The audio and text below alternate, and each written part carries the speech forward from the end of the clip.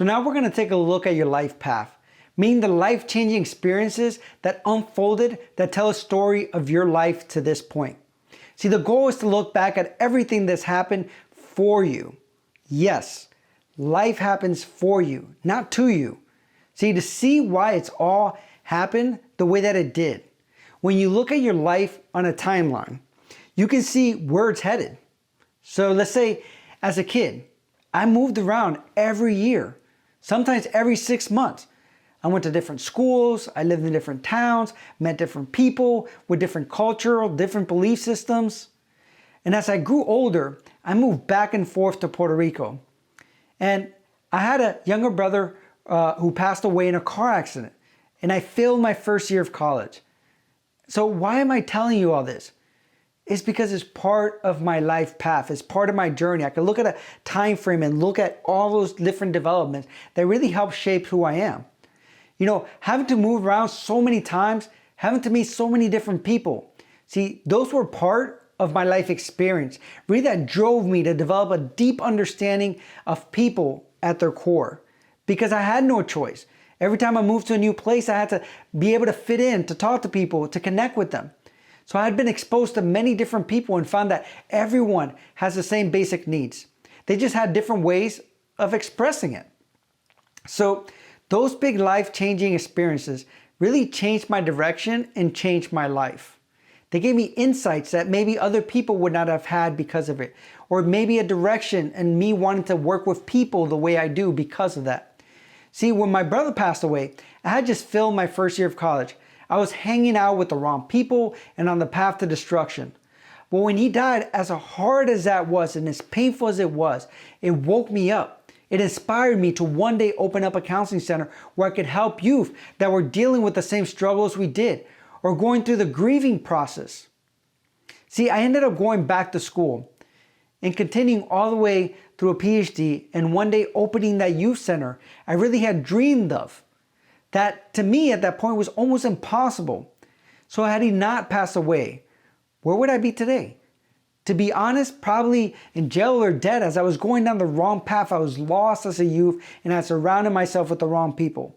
And I'm not saying I would not love to have him here with me more than anything. What I'm saying is that even through the worst challenges, your life path can give you opportunities to change for the better. It can give you doors that would have never been open. It can give you insights. It can give you the ability to help other people in a way that you couldn't have before. See, this life experience helped me to be able to speak to youth who were running in the streets, going through a traumatic event, or lost a family member, and be able to say, listen, I understand. I've been there. The same thing with failing my first year of college. See, as a college professor, being able to stand in front of the class and saying, I know some of you are failing some of your classes. I know some of you are struggling, and being able to say, hey, I've been there. I can help you. Apply some of the psychological tools that will help you succeed, that help me succeed, that help give the confidence, that memory techniques that help me, that gave me the tools to believe in myself so I can share those with you. So as I look at my timeline, I can see how certain life experiences really led me along my path and set me up to perfectly for the next step and the next step. In the same way that I want you to look at your timeline. First, identify what happened and then connect the dots. How did one thing happen prepare you for the next or put you in a situation where you were set up for another big life moment? One important thing to look out for is turning.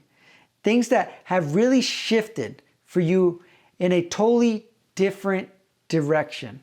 For example, after failing my first year of college, I had no inclination to even go back to college. I thought I was not smart enough. I wasn't college material. I wasn't able to do it. And then when my brother passed away, that pushed me. That was my turning point. That told me, no, you have to do this because you have to one day create a center to help youth, because that was my perspective at the time.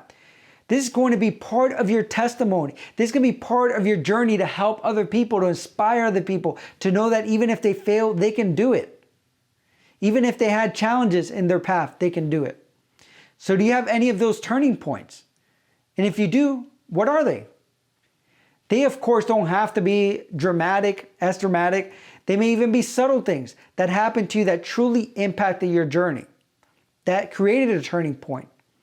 And again, we have worksheets for this, and I want you to complete the activities. I don't want you to just listen to this and just move on. I want you to really take some time and think and process it and see what you can come up with, since it is critical in that process of understanding your purpose and meaning for you to develop an understanding of this. You're also going to be able to look at for any patterns in your life, anything that tends to repeat or that keeps coming to your environment, like lessons that you keep learning, that keep knocking on your door, trying to give you that wisdom. See, those patterns may be highlighting something that is a core theme of your life. Or perhaps they're showing you a lesson you need to learn already so you can stop repeating the same pattern. Either way, by seeing everything on a timeline, you can decide what it means to you and what it means about the purpose of your life and where your journey is going. It also means that you can change it, right? Because if it's going in a direction you don't want, then it gives you the ability to make some changes. So it's possible some of the things in your timeline will be hard to look at. You have had some really challenging life experiences that have been painful or traumatic. So we're not encouraging you to dig deep into remembering those experiences or trying to process them or heal them. This is not therapy. This is not what we're trying to do at this point. However, we're encouraging you to look at what happened and find the meaning in it. Ask yourself, how did these negative events lead to positive outcomes? Find the blessing in the curse, because there's always a blessing in challenges and there's always a blessing in things that we consider a curse. See, often these more difficult life experiences are the biggest factors to determining your purpose. This isn't the case for everyone, but if you did have traumatic experiences in your life, ask yourself how you could use what's happened to you to help others or to do something meaningful in this world that would give you purpose.